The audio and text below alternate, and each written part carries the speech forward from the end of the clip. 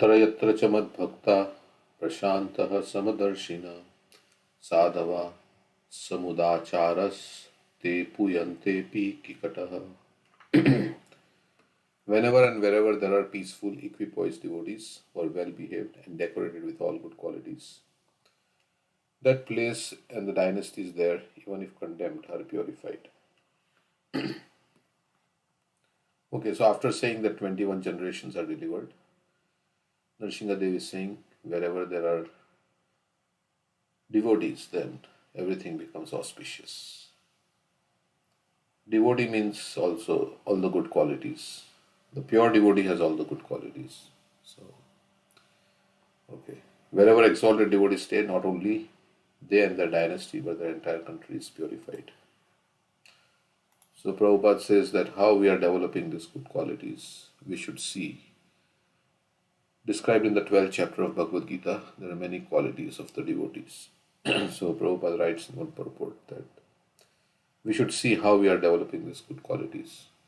And then he says, if you become a genuine devotee of Krishna, then all the good qualities will come. One should not extraneously endeavor, but just by engaging unflinchingly in the service of Krishna, all good qualities will come. When Prabhupada was asked, how will we recognize your devotee? What did he say? He is a perfect gentleman. Perfect gentleman. So, because by coming in contact with all pure, of course, we should try to cultivate those good qualities. It's not like we don't try. But when we come in contact with Krishna, then automatically,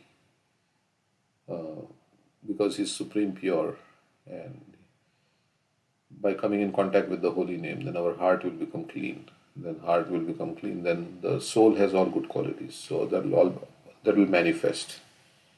So it may take some time, but if we stick to the process and sincerely try, then it will happen. Okay. Next verse. Anything else anyone would like to say on this verse?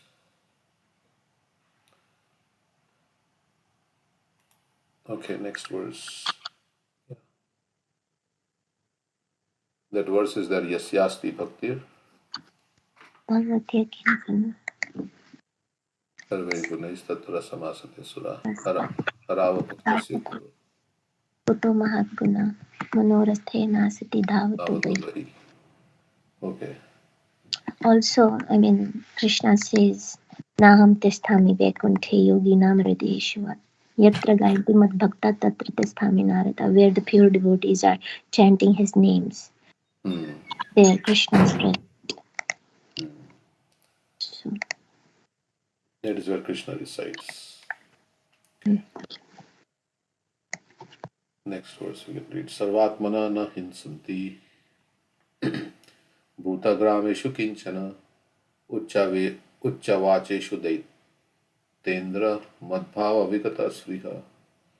My dear Prahlad, king of the Daityas, because of being attached to devotional service to me, my devotee does not distinguish between lower and higher living entities. In all respects, he is never jealous of anyone. Okay. Because devotee sees everybody as what?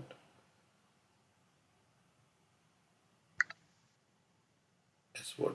What does the devotee see everybody as? Amrita Samadarshina. As spirit soul, part and parcel. Yes. So everybody has got different bodies according to their karma, and different situations according to the karma. But the jiva, soul, is part and parcel of Krishna, just like me. And Prabhupada says, like, we see everybody as our siblings in one sense, because Krishna is the father. He is the common Aham Bija Pradapita. So on that platform there is equality. Otherwise we'll see only in terms of the body. Oh, he's Indian, he's American, he's Russian. But these are the external. This is just the designation of the body. So we are supposed to see based on not the body, but as the soul. Everybody is spirit soul. Of course, that doesn't mean we go and embrace a tiger like that, but internally we should know everybody is spirit soul, and We are just in different bodies because we have been influenced by the modes of nature in different ways. So somebody has become an animal, somebody has become a bird, somebody is a human being, and human being there are also 400,000 species of life. So different varieties of consciousnesses are there. But the spirit soul is pure. So so he is not jealous of anyone also because Ishavashyam idam sarvam. Everybody has been allotted their quota by the Supreme Personality of Godhead. According to their karma, everybody has gotten certain material situation. So why should I be jealous of anybody? I'll be satisfied with my own situation. And jealous, you become jealous when somebody has something more than you. So either materially speaking or spiritually speaking, materially speaking, somebody has better karma, so they have a nicer material situation. But knowing that, ultimately everything is temporary, material situation is temporary, one should not be jealous. One should be satisfied with what one has got based on one's karma and engage in Krishna consciousness. So, santushta yena kenava.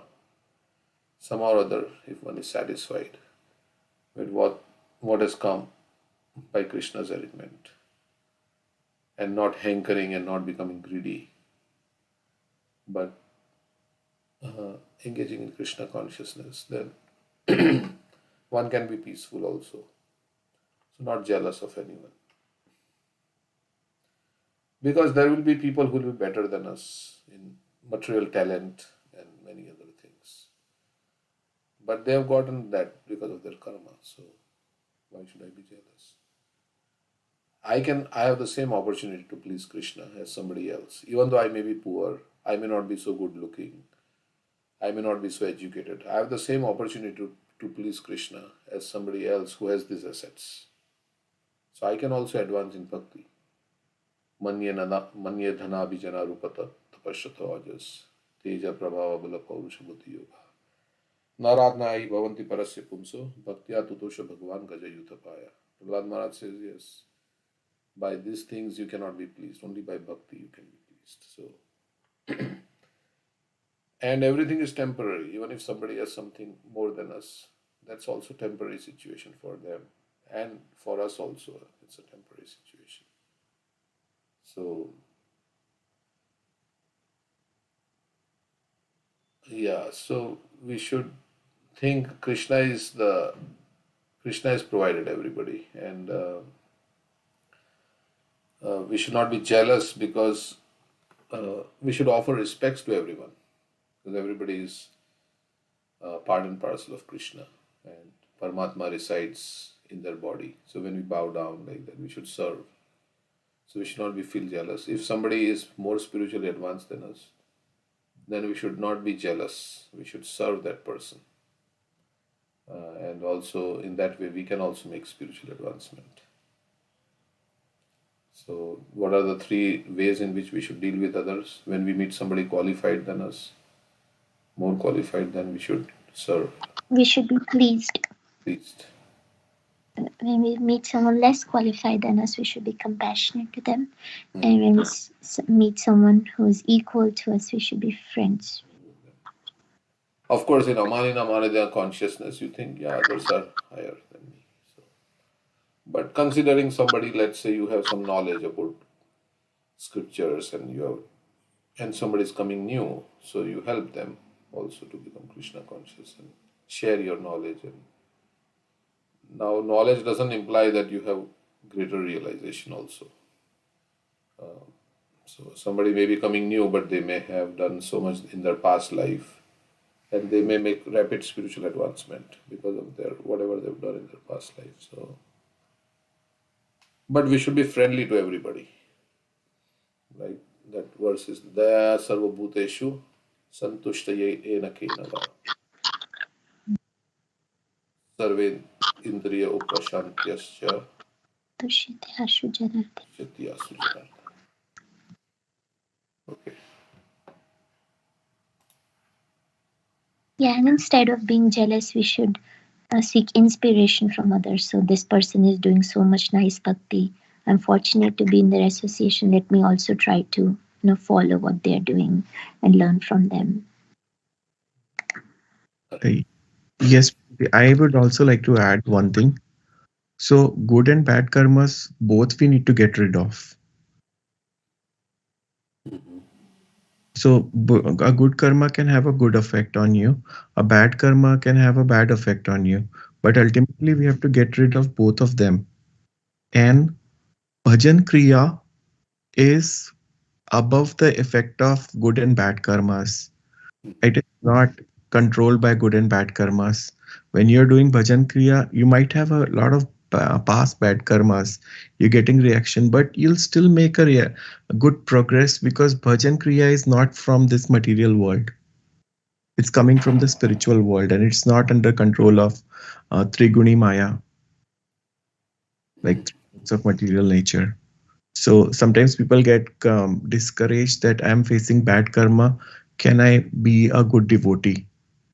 Or sometimes people get pride that I'm having good karma. I'm a very good devotee, but it is bhajan kriya is Yes, not we don't dependent have on to. that. It is when Correct. you do bhajan kriya only then you can escape this like material world, and effect of bad karma doesn't come on the bhajan kriya if you are doing bhajan kriya properly.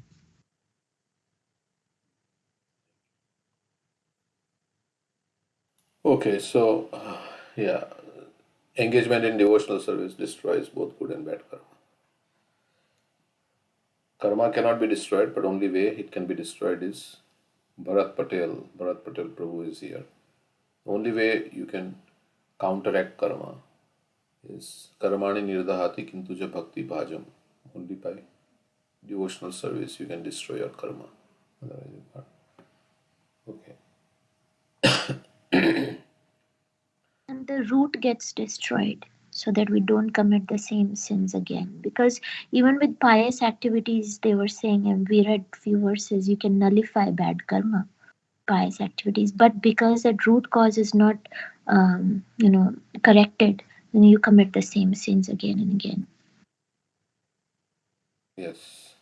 Yes. Nice. So with Krishna consciousness, your desires change basically. So once your desires change from sinful desires to godly desires, then you will not do those sinful activities again. So it is all about changing our desires, and that change happens by Krishna's grace. Of course, we want to also change, and engagement in devotional service, desires change. So, Prabhuji, on this one question, is it possible, is there any other atonement possible apart from chanting holy name? Can any karma be, effect of karma be stopped by any other means apart from chanting a holy name? yeah, everything, I mean, chanting, hearing, all this, so all devotional service basically can destroy karma. Yeah, I mean, apart from devotional service, are there any Vedic injunctions which can nullify your bad karma? Is it I possible? mean, Shukdev Goswami talks about paschatap, one should repent, and Mm. there are different repentances, but it does not, as Sukanda was mentioning, it does not remove the desire to commit sinful activities. So it may not be foolproof. Yeah, it's mentioned in the Jamal section. There are different types of atonements. You can do austerities, charity, and all that can nullify uh, your sinful activities, but that doesn't remove the root cause, because then you commit the same sins again and again, like an elephant bathing. Nice, yeah, elephant bathing, yes. So, okay. भवन्ति पुरुषा लोके मद्भक्तास्त्वाम् अनुव्रतः भवान् मे खलु भक्तानां सर्वेषां प्रतिरूपधृक्. Those who follow your example will naturally become my pure devotees. So, karma, who can remove karma? Krishna can remove karma. Only nobody else can remove the karma of any sinful. Who can? Yeah, he is monitoring everybody's karma, and he decides what to give, what not to give. So he can change the karma. Karma is not acting independently. Maya dakshina prakriti suyate sacharacharam, Krishna says. Everything is working under my direction. So those who follow your example will naturally become my pure devotees. You are the best example of my devotee, and others should follow in your footsteps. Mahajana yena gata sapanta. So Prahlad Maharaj is Mahajan.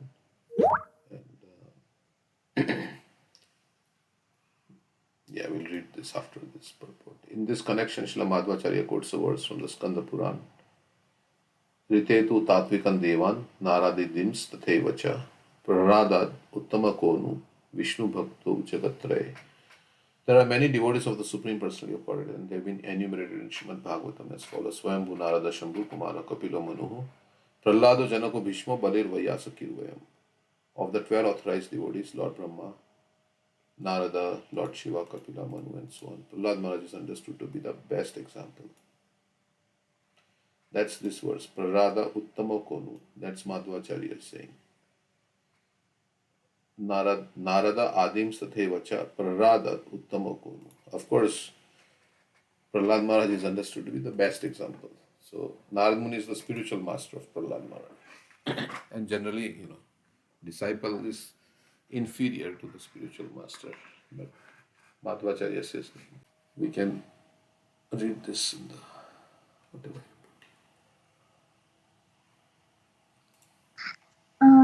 Yeah, I mean, I can read. My dear king, since acts meant to neutralize impious actions are also fruitive, they will not release one from the tendency to act fruitively.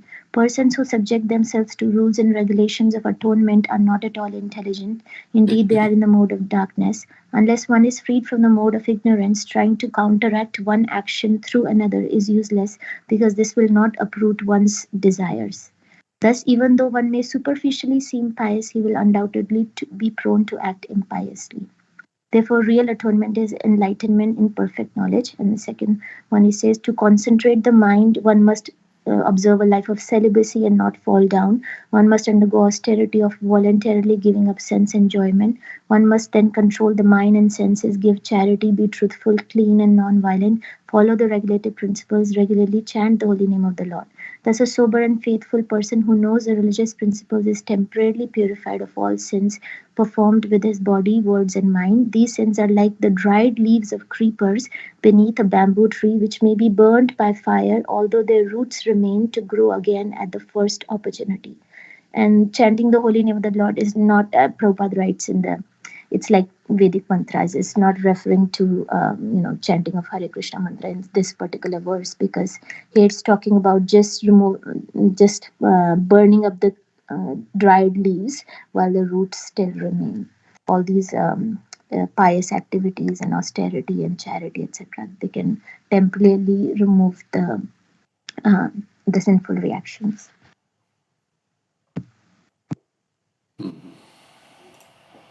Thank you. My dear child, your father has already been purified just by the touch of my body at the time of his death.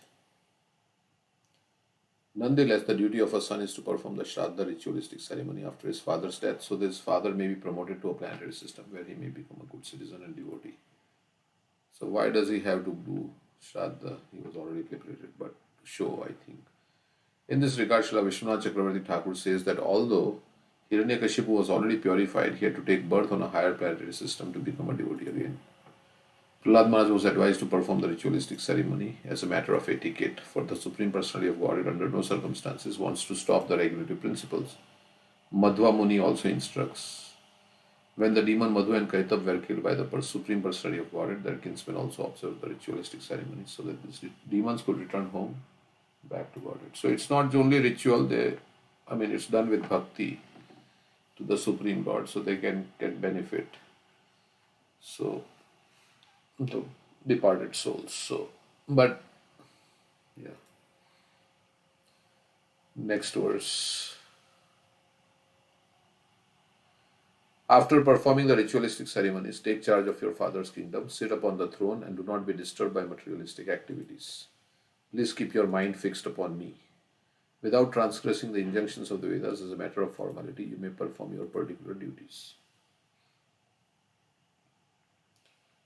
Okay, so he's saying, don't keep your mind fixed upon me. and don't be disturbed. When one becomes a devotee, he no longer has any duty to the Vedic regulatory principles. One has many duties to perform, but if one becomes fully devoted to the Lord, he no longer has any such obligation. Fully devoted to the Lord. As stated in Srimad Bhagavatam, Devarshi Bhutapta Ninam Pitrinam Na Kinkaro Nayam Rinicha Rajan Sarvatmana Yash Sharanam Sharanyam Kato Mukundam Paritya Kartam. One who has fully surrendered to the lotus feet of the Lord is no longer a debtor to his fathers, great sages, human society, the common man, or any living entity. The Supreme Personality of Godhead nonetheless advised Prahlad Maharaj to follow the regulatory principles, for since he was going to be the king, others would follow his example. Thus, Lord Nrsingadev advised Prahlad Maharaj to engage in his political duties so that people would become the Lord's devotees. Yad yad acharati shreshtas tatta devatarojana sayat pramanam kurute lokas tadanuvartate. Whatever action a great man performs, common men follow, and whatever standards he sets by exemplary acts, all the world pursues.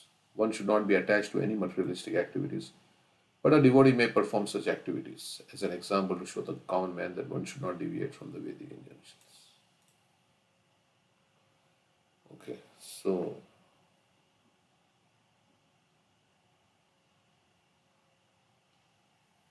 on one hand, we say that devotional service takes care of everything. We don't have to do separately anything.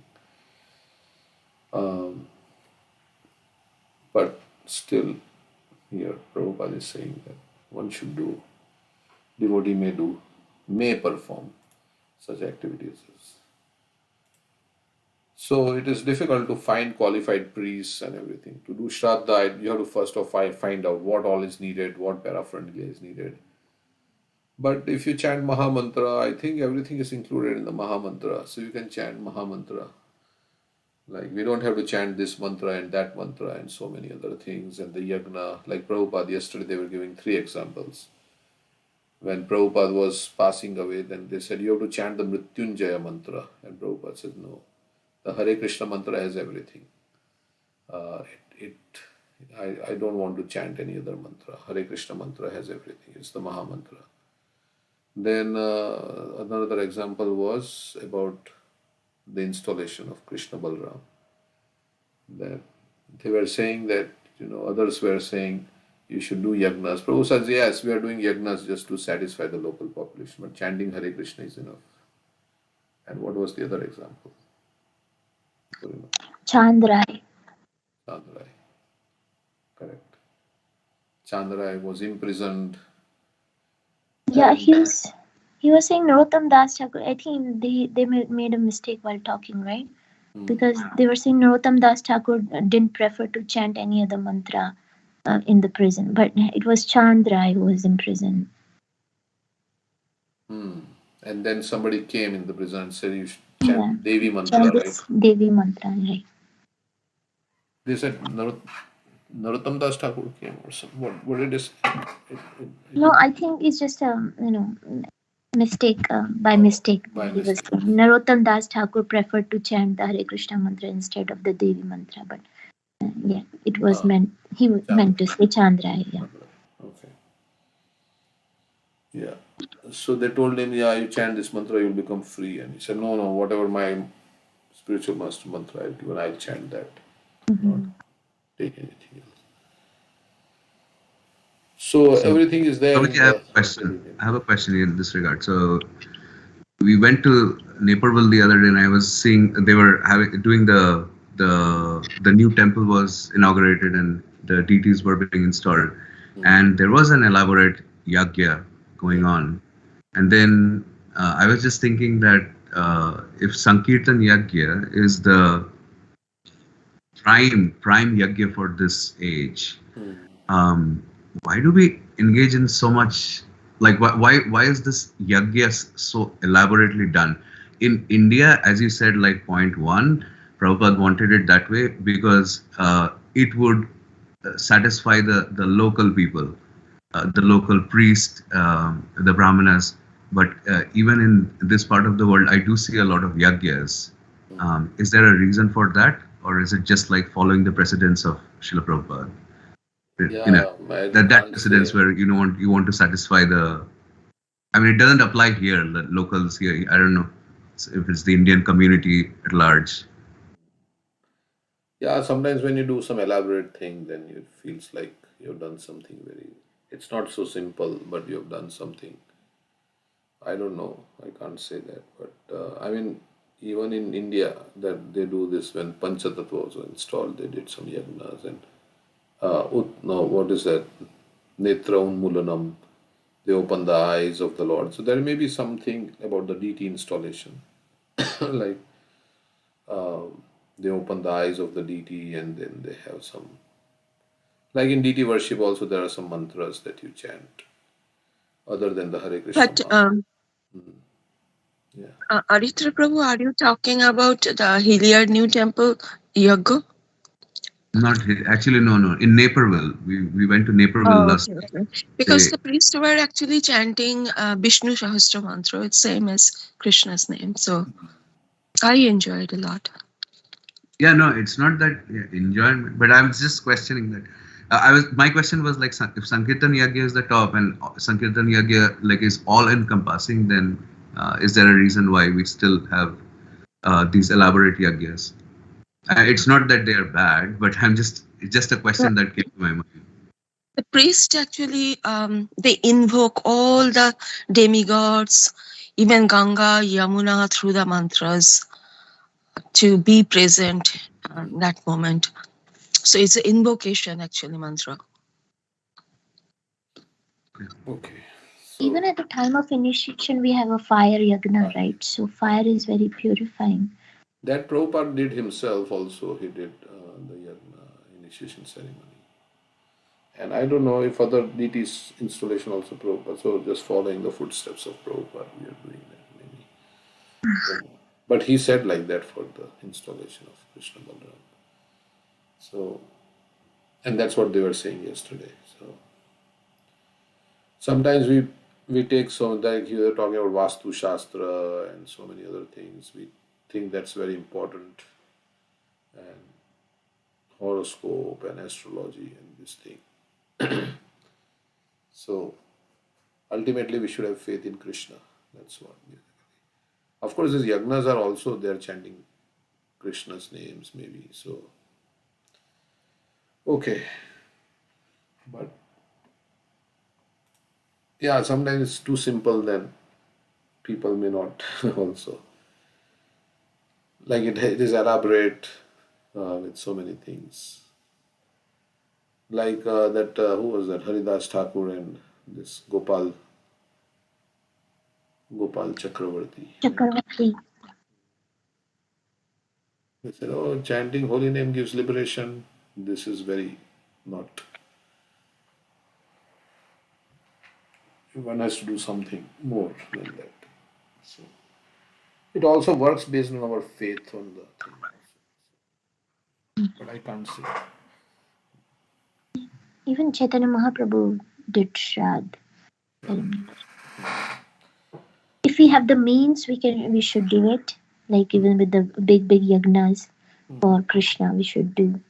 And if you don't have the resources and money, then yeah, the chanting of holy name is Krishna can be satisfied by that. Yes. So Yeah.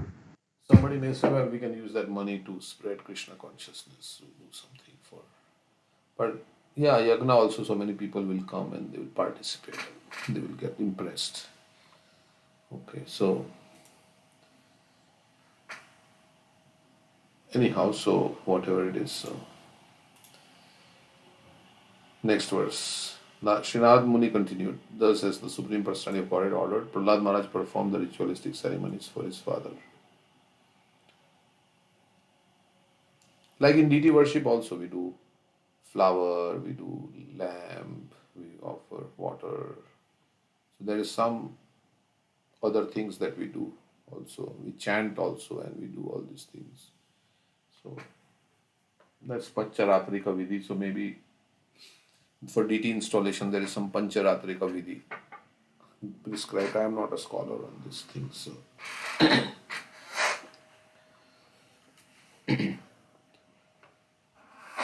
thus as the Supreme Personality of Godhead ordered, Prahlad Maharaj performed the ritualistic ceremonies for his father. O King Yudhishthir, he was then enthroned in the kingdom of Hiranyakashipu as directed by the Brahmanas. It is essential that society be divided into four groups of men: Brahmanas, Kshatriyas, Vaishyas, and Shudras. Here we see that although Prahlad was perfect in every respect, he nonetheless followed the instructions of the Brahmanas who performed the Vedic rituals.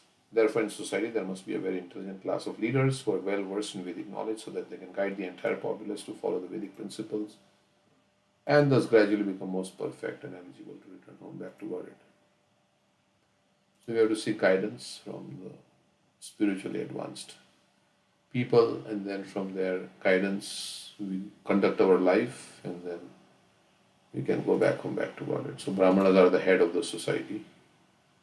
So they give guidance. Lord Brahma, surrounded by other demigods, was bright-faced because the Lord was pleased.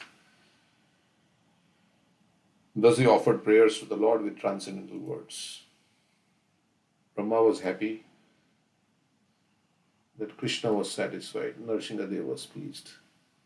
Then he offered his prayers. Lord Brahma said, O Supreme Lord of all Lords, Proprietor of the universe, O Benedictor of all living entities, O Original Person, Adi Purush, because of our good fortune, you have now killed this sinful demon who was giving trouble to the entire universe.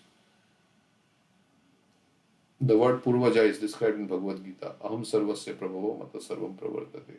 All the demigods, including Lord Brahma, are manifested from the Supreme Personality of Godhead. Therefore, the original person, the cause of all causes, is Govinda, the Adi Purush. Krishna is the cause, but we also exist always. So it's because we can't figure it out. We are under the influence of time. We are always existing, but we are also, Krishna is the source, the Adi Purush. Both are existing simultaneously, Krishna and his energies. So just as sun and sunshine exist simultaneously, but sun is the source of the sunshine. We can't pinpoint a time when the sunshine started emanating from the sun.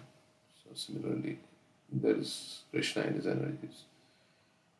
This demon Hiranyakashipu received from me the benediction that he would not be killed by any living being within my creation. With this assurance and with strength derived from austerities and mystic power, he became excessively proud and transgressed all the Vedic injunctions.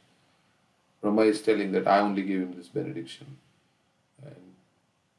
But by great fortune, Hiranyakashipu's son Prahlad Maharaj has now been released from death, for although he is a child, he is an exalted devotee. Now he is fully under the protection of your lotus feet. My dear Lord, O Supreme Personality of Godhead, you are the Supreme Soul. If one meditates upon your transcendental body, you naturally protect him from all sources of fear, even the imminent danger of death. Everyone is sure to die. So, as sure as death. So what are we doing then? If we have to leave this world one day, what are we doing here? What are we supposed to do? That's the question. I have to go one day. The sun will rise, the world will go on, but I will not be there in this body. So that day is coming for everybody. Everyone is sure to die. For no one is excused from the hands of death, which is but a feature of the Supreme Personality of Godhead. Jata sihe duram mrityu. For one who has taken birth, death is certain. So mrityu sarva haraschaham. When one becomes a devotee, however, is not destined to die. Of course, we don't die because we are spirit soul, but according to limited duration of life. Everyone has a limited duration of life, but the devotee's lifetime can be extended by the mercy of the Supreme Lord. So karma can change. Again, Prabhupada is saying here. Let's say you are supposed to die at 60 years, but by the grace of the Lord, you may live 70 years or 80 years. Everyone has a limited duration of life, but a devotee's lifetime can be extended by the mercy of the Supreme Lord, who is able to nullify the results of one's karma. Karmani nirdahati kintucha bhakti bhajam. Sometimes people have this idea that karma is supreme. The karma mimamsa philosophy states like that. Karma mimamsa is like karma is supreme, which Krishna spoke to the Vrajvasis, Nanda Maharaj. But that is not true because karma can be nullified. This is statement of Brahma Samhita. A devotee is not under the laws of karma. Therefore, even a devotee's scheduled death can be avoided by the causeless mercy of the Supreme Lord. God protects the devotee even from the extreme danger of death. So, Krishna can prolong life, Krishna can shorten life also. whatever he wants, but he can prolong the life of his devotee. Any example? Life's prolonged. Jamil's example is there, right? Yeah, he was going to die. Correct. And say like that.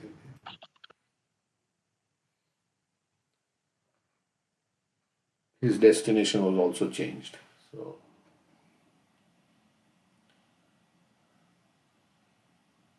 and nobody can question why this happened. As Krishna is Swarat, nobody is there to question him.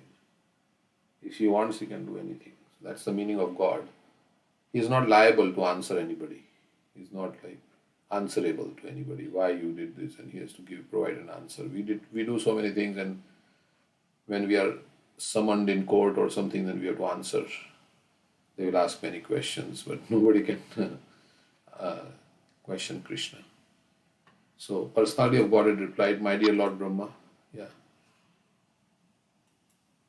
I was also thinking there's a pastime of Prashthar in, I think, Canto 8 or something, where he was given a curse by Vasishtha because he had mistakenly killed a cow. So he was given a curse that he will become a Shudra in his next life. But he went back to Godhead because of chanting the holy name. So that curse didn't apply on him. So, curses can also be nullified. They say Parikshit Maharaj was also powerful enough to nullify the curse, but he accepted the curse. Sometimes devotees accept, sometimes. And Krishna can nullify the curse of anybody. So, the personality of Godhead replied. Now Gandhari cursed Krishna, and we may think, yes, Krishna was, he succumbed to the curse, and Yadus were destroyed because of the curse of Gandhari. But it's just a Leela of the Lord to disappear from this world. So, correct? Gandhari also cursed Krishna, and we may say, well, how Krishna, how can somebody curse God? But I mean, they were they were able to speak that curse because Krishna wanted them to speak it. Same with the Lord Ram going to Vanvas. He made Kaikeyi speak those things. They were puppets because it's Krishna's plan. Krishna's plan. So, Krishna is only encouraging them, like this Brahmana who cursed Chaitanya Mahaprabhu also, it is said like that. He was not allowed to enter Srivasangan, so he cursed Chaitanya Mahaprabhu. But then he did. Prabhuji, it is the Yadus from the Mathura that Krishna brought to Dwarka. They got perished, right? Everybody, all the family members, I think. Mathura, then. All the Dwarka Vasis, residents of Dwarka. Male residents. Okay. Not Vrindavana residents. And I think Sugandha gave class and she was saying all the reasons why this happened. Right? What were the reasons? Because they had become intoxicated by power. Yeah. Right. Misbehaving with women, especially Sambas. Yeah, they became proud because of having Krishna as their relative. Yeah. And they committed a Vaishnava Samba to the Narad And Muni and Durvasa. Samba was empowered by Lord Shiva himself. So annihilator, symbolism of annihilation.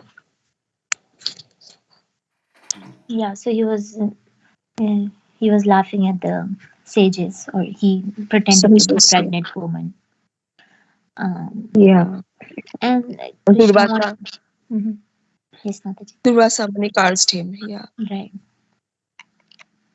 And he was saying that he wanted to show that there is no power in the world that could kill the Yadus. Only if they internally fight amongst themselves that they can be wiped out. So, also lessons to be learned. So, any pastime that happens, Krishna is giving us a lesson how, we are strong, but if inside we fight amongst oneself, then we can become weak.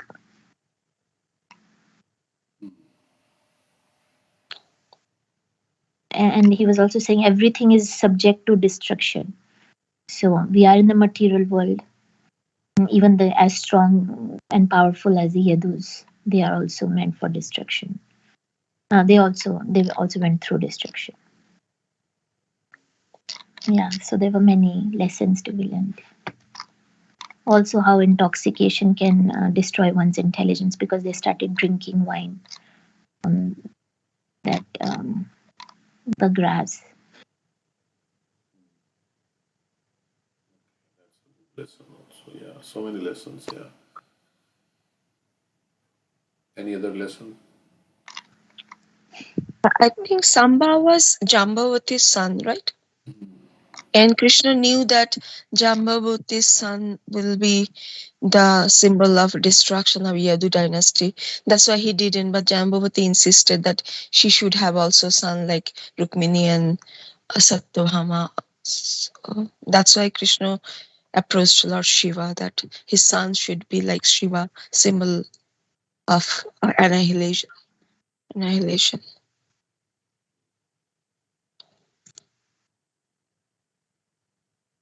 And they couldn't bear separation from the Lord, the Yadus. So Krishna was, because Krishna left, and he was thinking that without me they will become very agitated and destroy the whole earth, because they would not be able to live without me. Let me call them back. So Krishna departed and then they fought, right? Is that what? Actually, it's No, mentioned how Krishna the, was part of the fighting. Like they were yes, attacking Krishna and Balram. yes. Krishna and Balram was part of the fighting. And then Krishna took shelter in the forest where he got hit by the arrow, poison arrow. And by that time, there was very few people left in the Dwarka, so-called Dwarka. Few, only the women and children. Everybody perished. Hmm. Okay. So they also say everyone is sure to die, so you should die before dying. Means in the sense that before death involuntarily takes away everything from us. We should voluntarily surrender to Krishna. So voluntarily surrender everything to Krishna. Because anyway it's going to go. So at the time of death. So before death comes, you can surrender to Krishna. Die before dying. Yes. Yesterday they were using this term a little differently. Die before dying, right? They were saying that you're so fearful, like that some astrologer told you, you're going to die, or you're going to get into an accident, or after marriage your mother will die soon, like that. They become so fearful of these things that they're dying before dying. They lose all their spirit. Yeah, and you can't depend on astrologers whether they'll say right thing or wrong thing. You don't know. Some astrologers can predict if they are good astrologers.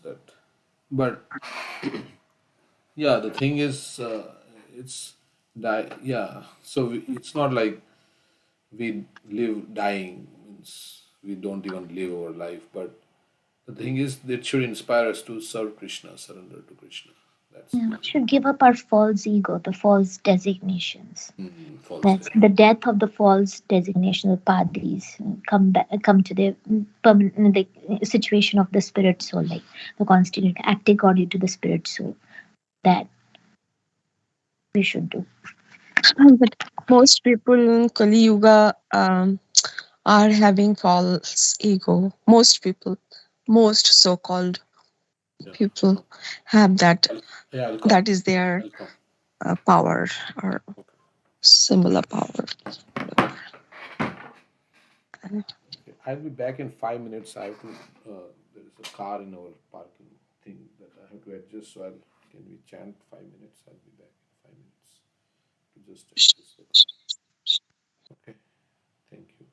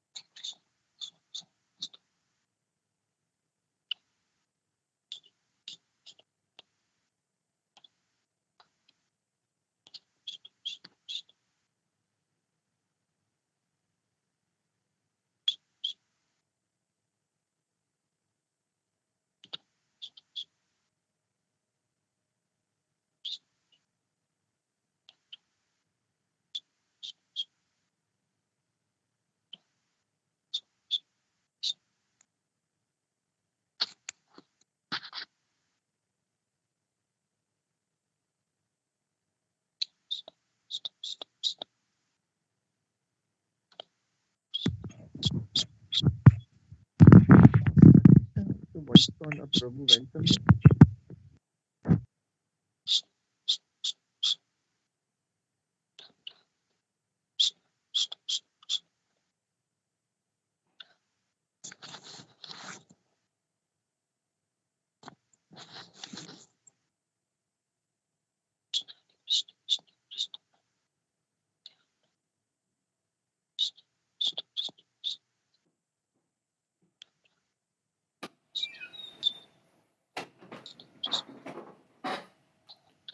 Yes, I'm back. Sorry. Okay, so we'll read the next verse.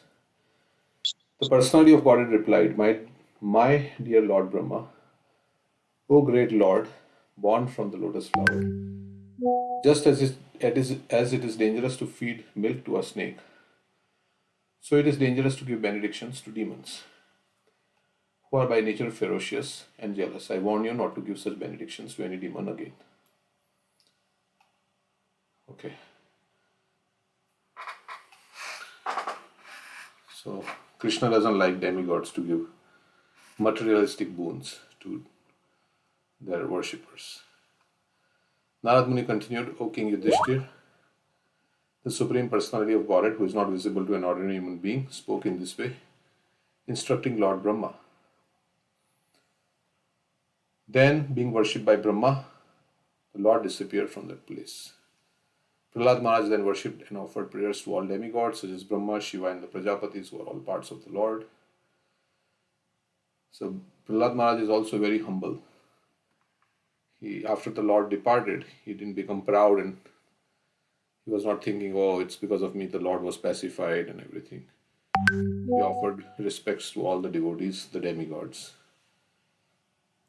Just like Dhruva Maharaj, when the plane came to take him back to Godhead, then he did his morning duties and he offered respects to all the sages there, right? Is that correct? Before he boarded the plane. Correct. Okay. Thereafter, along with Shukracharya and other great saints, Lord Brahma, whose seat is on the lotus flower, made Prahlad the king of all demons and giants. Made Prahlad the king of all the demons and giants in the universe. By the grace of Lord Nrsimhadev, Prahlad Maharaj became a greater king than his father Hiranyakashipu. Prahlad's inauguration was performed by Lord Brahma in the presence of the other saintly persons and demigods. O King Yudhishthir, after all demigods headed by Lord Brahma were properly worshipped by Prahlad Maharaj, so he worshipped all the demigods who had come there, they offered Prahlad their utmost benedictions and then returned to their respective abodes. Thus, the two associates of Lord Vishnu, who had become Hiranyaksha and Hiranyakashipu, the sons of Diti, were both killed. By illusion, they thought that the Supreme Lord, who is situated in everyone's heart, was their enemy. The discourse concerning Lord Nrsimhadev and Prahlad Maharaj began when Maharaj Yudhishthir asked Narad how Shishupal had merged into the body of Krishna. In the Rajasuyagna, Shishupal was beheaded and his soul merged into the body of Krishna. So Yudhishthira Maharaj was surprised and said, why he was so envious? How did he get liberation? Shishupal and Dantavakra were the same Hiranyaksha and Hiranyakashipu. Narad Muni is relating how in three different births the associates of the Lord Vishnu were killed by Lord Vishnu himself. First, they were demons, Hiranyaksha and Hiranyakashipu. Being cursed by the Brahmanas, the same two associates took birth again as Kumbhakarna and ten-headed Ravana. These two Rakshasas were killed by Lord Ramchandra's extraordinary power. So, Treta Yuga, then Dwapar Yuga and Satya Yuga. Satya Yuga, they were Hiranyaksha, Hiranyakashipu, then Kumbhakarna, Ravana, and then Shishupal and Dantavakra. Pierced by the arrows of Lord Ramchandra, both Kumbhakarna and Ravana lay on the ground and left their bodies fully absorbed in thought of the Lord, just as they had in their previous births as Hiranyaksha and Hiranyakashipu. They took birth again in the human society as Shishupal and Dantavakra and continued in the same enmity towards the Lord. It is they who merged into the body of the Lord in your presence. Veranubandhane, acting like the Lord's enemy, is also beneficial for the living entity.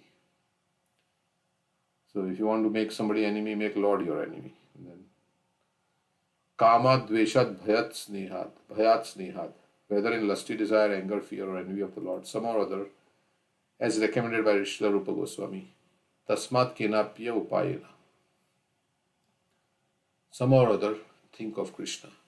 one should become attached to the Supreme Personality of Godhead and ultimately achieve the goal of returning home back to Godhead. What then is said to be one of one who is related to the Supreme Personality of Godhead as a servant, friend, father, mother, or conjugal lover. So even demons attain liberation, so what to speak of devotees who worship the Lord in love. That's what Prabhupada is saying here. Not only Shishupal and Dantavakra, but also many other kings who acted as enemies of Krishna attained salvation at the time of death. But because they thought of the Lord, they received spiritual bodies and forms the same as his, just as the worms captured by a black drone obtain the same type of body as the drone.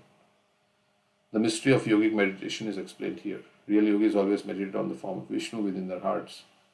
Consequently, at the time of death, they give up their bodies while thinking of the form of Vishnu and thus attain Vishnu Lok, Vaikuntha Lok, where they receive bodily features the same as those of the Lord. From the 6th canto, we have already learned that when the Vishnu Dudas came from Vaikuntha to deliver Ajamil, they looked exactly like Vishnu with 4 hands and the same features as Vishnu. Therefore, we may conclude that if one practices thinking of Vishnu and is fully absorbed in thinking of him at the time of death, one returns home back to Godhead. Even enemies of Krishna who thought of Krishna in fear, bhaya, such as King Kans, received bodies in spiritual identity similar to that of the Lord. So whatever it may be, you think of Krishna. But it's not devotional service, but still, they got maybe Sayujya Mukti and what. But here it says Sarupya Mukti. Okay. By devotional service, pure devotees who incessantly think of the Supreme Personality of God receive bodies similar to his. This is known as Sarupya Mukti. Although Shishupal, Dantavakra and other kings thought of Krishna as an enemy, they also achieved the same result. In Chaitanya Charitamrita, in connection with Lord Chaitanya's instruction to Sanatana Goswami, it is explained that a devotee should externally execute his routine. This is the one I was saying. Devotional service in a regular way, but should always inwardly think of the particular mellow in which he is attracted to the service of the Lord. So, externally, we can do our devotional service, but internally, we may have a rasa in which we are attracted to the Lord as a friend or whatever. The constant thought of the Lord makes the devotee eligible to return home back to Godhead. And that's the verse from Chaitanya Charitamrita. I think that you are quoting, I think it's the same verse Prabhupada is saying here, correct? The other day you were... Yes, true. This constant thought of the Lord makes the devotee eligible to return home back to Godhead. As stated in Bhagavad Gita 4.9, Tyaktva deham punarjanma naiti mameti. After giving up his body, a devotee does not again receive a material body, but goes back to Godhead and receives a spiritual body resembling those of the Lord's eternal associates whose activities he followed. However the devotee likes to serve the Lord, he may constantly think of the Lord's associates, the cowherd boys, the gopis, the Lord's father and mother, his servants and trees, land, animal, plants, water in the Lord's abode. Because of constantly, so we have to think of the devotee in that rasa who is serving Krishna. Then we go to associate with that devotee. If you want to be a gopa, or if you have attraction to be a friend, then you think of all the gopas dealing with Krishna. Want to be vatsalya ras, then you think of Yashodas. If you are in the madhurya bhav, then you think of gopis' relationship with Krishna, like that. So Prabhupada is saying like that. He may constantly think of the Lord's associate, the cowherd boys. And at some place, Prabhupada said in a conversation, you can change also, rasa. It's dynamic in the spiritual world. It's full of variety. Sometimes you want to serve like this, sometimes you want to serve like that. He said like that also in one. Although we say we have a Siddha Swarup, our identity, but another place he said like that one time, but we don't know. Because of constantly thinking of these features, one acquires a transcendental position. Kings like Shishupal, Dantavakra, Kansa, Pondrak, Narakasur, and Salva were all similarly delivered. This is confirmed by Madhvacharya. Pondrak, Narakasur, Salva, Kansa were all inimical towards the Supreme Personality of Godhead. But because all these kings constantly thought of him, they achieved the same liberation, Sarupya Mukti. The Jnana Bhakta, the devotee who follows the path of Jnana, also attains the same destination. If even the enemies of the Lord achieve salvation by constantly thinking about the Lord, what is to be said of pure devotees who always engage in the Lord's service and who think of nothing but the Lord in every activity? That's very difficult to think of the Lord always, but that's a pure devotee. It's in every activity, everything they think of the Lord. So,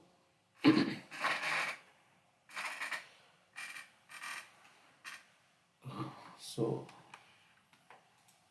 so how can we think of the Lord? We have read so many pastimes. We can think of Krishna's pastimes, Lord Chaitanya's pastimes. So many pastimes are there of Krishna. We can think of those pastimes or think of the form of the Lord, think of the qualities of the Lord, and remember the holy name also is equivalent to remembering the Lord, remembering the deity, right? So many things. Everything you asked about me, about how Shishupal and others attained salvation, although they were inimical, has now been explained to you by me. In this narration about Krishna, the Supreme Personality of Godhead, various incarnations or incarnations of the Lord, expansions or incarnations of the Lord have been described. And the killing of the two demons, Hiranyaksha and Hiranyakashipu, have also been described. Okay. So,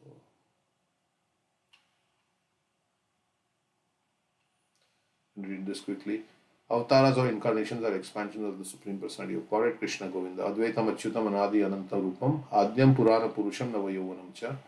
Vedeshu Durlabham Durlabham Atma Bhakto, Govindam Adi Purusham Tamaham Bhajani. I worship the Supreme Personality of Godhead, Govinda, who is the original person, non-dual, infallible, and without beginning. Although he expands into unlimited forms, he is still the original, and although he is the oldest person, he always appears as a fresh youth. Such eternal, blissful, and all-knowing forms of the Lord cannot be understood by the academic wisdom of the Vedas, but they are always manifest to pure, unalloyed devotees. The Brahma Samhita describes the avatars. Indeed, all the avatars are described in the authentic scriptures. No one can become an avatar or incarnation, although this has become fashionable in the age of Kali. The avatars are described in the authentic scriptures, and therefore, before one risks accepting a pretender as an avatar, one should refer to the Shastras. The Shastras say that everywhere that Krishna is the original personality of Godhead and that he has innumerable avatars or incarnations. Elsewhere in Brahma Samhita, it is said, Ramadi Murtishu Kala Niyamena Tishthan. Ram, Narsingha, Varaha, and many others are consecutive expansions of the Supreme Personality of Godhead. After Krishna comes Balram, after Balram is Sankarshan, then Aniruddha, Pradyumna, Narayan, and the Purusha avatars. Mahavishnu, Garbhadaksha, Vishnu, all of them are avatars. One must hear about these avatars, about the avatars. Narration about such avatars are called Avatar Katha, the narration of Krishna's expansions. Hearing and chanting these narrations is completely pious. Shinvatam Swakatha Krishna, Punya Shravana Kirtana. One who hears and chants can become punya, purified of material contamination. My mouse stopped working on that.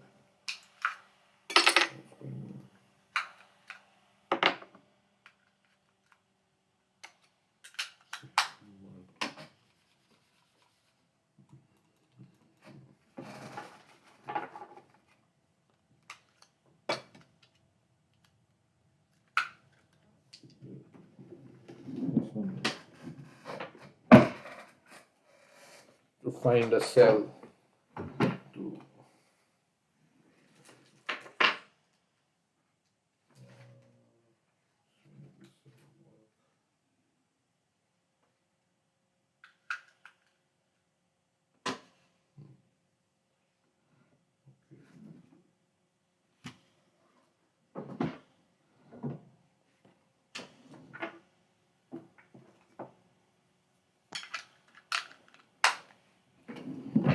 one must hear about the avatars. Narration about such avatars are called Avatar Katha, the narration of Krishna's expansions. Okay. Whenever there are references to the avatars, religious principles are established and demons who are against Krishna are killed. The Krishna consciousness movement is spreading all over the world with two aims: to establish Krishna as the Supreme Personality of Godhead and to kill all the pretenders who falsely present themselves as avatars. The preachers of Krishna consciousness movement must carry this conviction very carefully within their hearts and kill the demons who in many tactful ways vilify the Supreme Personality of Godhead, Krishna. If we take shelter of Narsinghadev and Prahlad Maharaj, it will be easier to kill the demons who are against Krishna and thus re-establish Krishna's supremacy. Krishnastu Bhagwan Swayam. Krishna is the Supreme Lord, the original Lord. Prahlad Maharaj is our Guru and Krishna is our worshipable God. As advised by Chaitanya Mahaprabhu, Guru Krishna Prasade Pai Bhakti Lata Beach. If one can be successful in getting the mercy of Prahlad Maharaj and also that of Nrsimhadev, then our Krishna consciousness movement will be extremely successful. The demon Hiranyakashipu had so many ways to try to become God himself, but although Prahlad Maharaj was chastised and threatened in many ways, he rigidly refused to accept his powerful demonic father as God. Following in the footsteps of Prahlad Maharaj, we should reject all the rascals who pretend to be God. We must accept Krishna in his incarnations and no one else. Okay, so we can stop here. I was thinking we can hear that Nrsimha Katha.